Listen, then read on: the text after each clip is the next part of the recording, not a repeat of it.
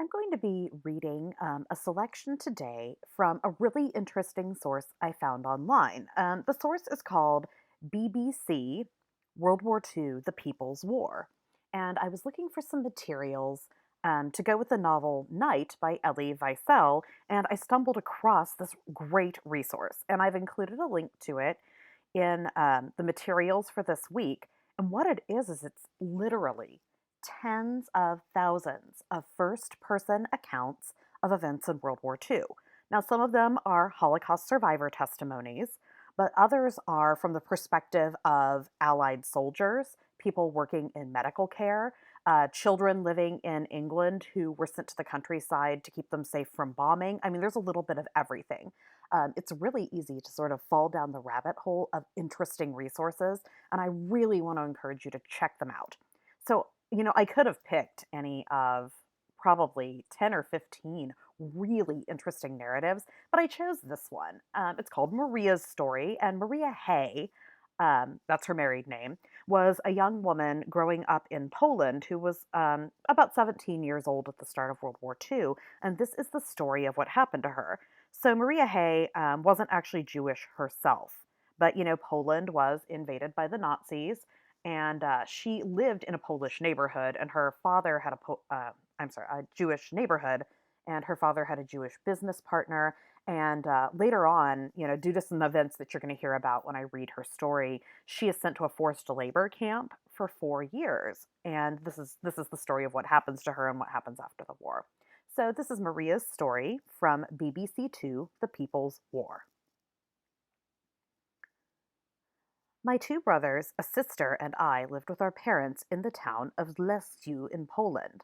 Our family were not Jewish, but we lived in a Jewish neighborhood, so I went to school with Jewish children and spoke Jewish. Farmers in Poland were Germans, and we all got on very well together. Before the war, my father had a flour mill and was in partnership with a Jew. Jewish people bought the business and our house, and we moved to a farm in the country. Before the actual war started, the Russians moved in and took many people to Siberia, but we were lucky not to be taken. I was 17 years old when the Germans came. For a while, they treated us well. My mother spoke German, which helped, but they began to take the children, some only 3 to 5 years old, blonde with blue eyes, Hitler's children. After that, Hitler started getting nasty with his SS men in black uniforms, but the ordinary soldiers were all right.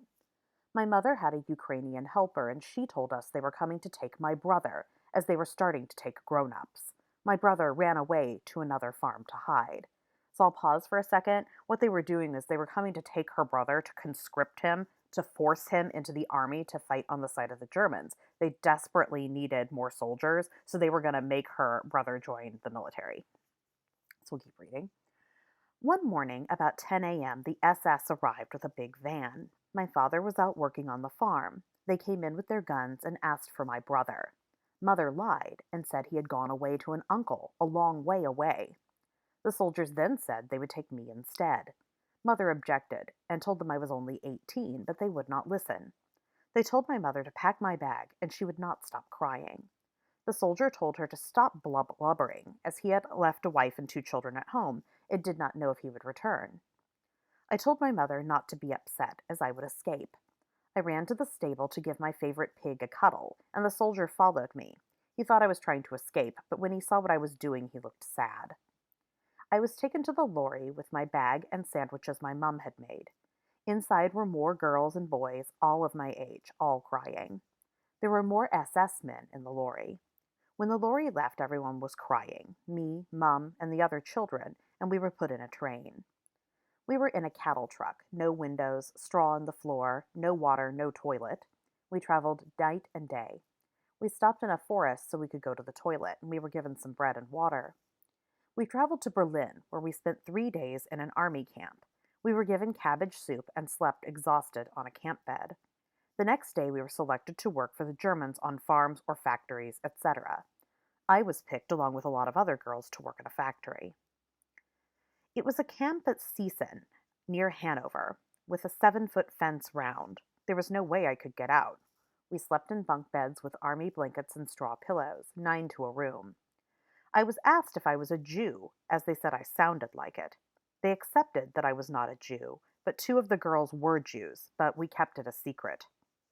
A bell rang at 5 o'clock in the morning to be at work for 6 a.m. I would finish work at 6 p.m., sometimes 10 p.m. at night. It was a spaghetti factory. It was very hot. Sometimes people were so hot they fainted. We dragged sacks of flour around in heavy water. We were giving nothing to eat or drink until 9 a.m. 2 slices of bread, beetroot marmalade, and black coffee. The next meal at 1 p.m. was cabbage soup with macaroni in it and more coffee. If anyone complained, the soup was tipped over your head. If you worked late, you got more cabbage soup. On Hitler's birthday, the Germans did not work and we did not work. We were supposed to have meat that day. It was horse meat. I was in the camp for 4 years. I spoke 7 languages, so I acted as an interpreter. When the prisoners were sick and coughing, they were sent to the doctors. I went with them to act as interpreter. We traveled by train. There was no food, and we had to stand all the way. We were not allowed to sit. If they found anything wrong with these people, you never saw them again. We were told they had been sent home, but we knew they had been put down like a dog. I wanted to put a knife in the doctor. The people who came back on the train had nothing to eat or drink and were too weak to stand. Life was a misery. I did not know what had happened to my family. They didn't know what had happened to me. I considered putting my hand in the machine so that if I cut my fingers off, they would send me home. My head was going round, and I thought, which hand should I put in? I decided on the left one, so I could still write with the other. I was just going to do it when the German man shouted, "You! It's your time off." I had a very bad cough, so I went to the Frau in the office to tell her. She said she would write me a letter, and the next day I should go to the doctor. I got on the train, but I was stopped by the train police because I had a stamp on it to say I was a prisoner. He checked my pass. On the train, I was not allowed to sit. I stood holding onto the window, as I was so weak. After leaving the train, I asked a young woman the way to the hospital. She replied, "Find your own way, you foreign swine." I asked an old man with a stick, and he said, "My child, you are not well." He walked with me to the hospital. He was an old German. Hitler wanted to kill the old ones because he said they were wasting food. At the hospital, the doctor I needed to see was not in till the next day, so I had to stay the night. I was starving, so I brought a coffee and a crust of bread out of the rubbish bin and told to wipe it clean. More cabbage stew later. During the night, there was a young girl screaming. I was told they were experimenting. It was a young 17-year-old Russian girl. She was cut up all over. I saw the SS German doctor, who said there was nothing wrong. I was just anemic. He gave me a prescription for 3 raw carrots a week from the kitchen and wished me good luck. I returned on the train. There were officers on the train. I was standing again. A young officer came and said, "Don't look at me," and asked me a lot of questions. He asked me if I had a German friend. He said he wanted to help me and discreetly gave me his ration book for a month's rations and some money. He said he came from a wealthy family and didn't need it, but don't keep it in the camp in case it is found. I could get shot. I couldn't believe it. We made eye contact when I left the train, but nothing more. When I got back to the camp, I called to Frau Hinkle, who lived on the other side of the fence, and I gave her the ration book and explained. She was in tears. She kept food to feed the children, and she bought bread and patty for us. When the other girls came in and saw it, they couldn't believe it. Twice a week she brought food. One Saturday morning, everything sounded different. Bells were ringing. We looked out and saw the Americans. The Germans were hanging white pillowcases out of the windows. We didn't know what was happening at first. We were told we were free, but not to go out on the street, as we may get shot. We all cried and wanted to go home. They broke into the shops and brought us wonderful food. An American Army padre came, and then a doctor to examine us, who said we were undernourished. The Canadian Red Cross gave us parcels. The Americans were not being very nice to an old German man, but this man had an orchard, and he had been passing fruit to us, and told us his heart ached for us. He was so lovely.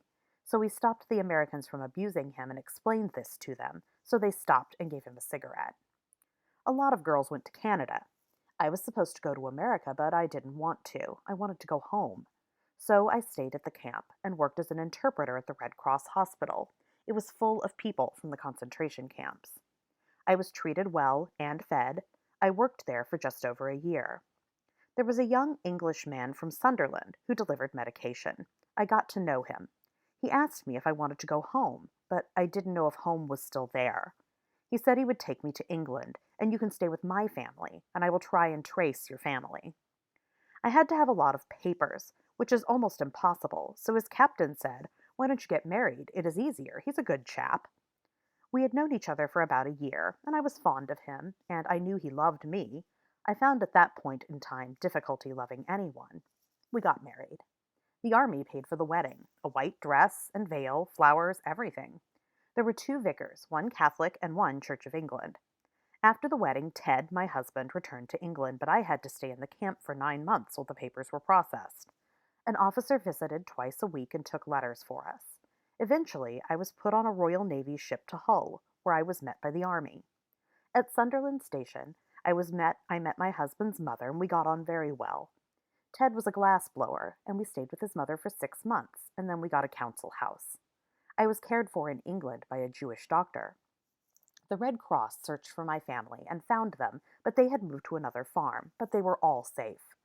My mother came over to England to see me and couldn't recognize me. She told me how the family had prayed for me when I was taken. She went home with photos of me and my husband. 10 years later, I went to Poland with my two daughters. Ted was a very kind and loving man, and I grew to love him very much. I am not bitter with the Germans, especially the older ones who were very kind. I have no anger with the civilians, only with Hitler's Germans.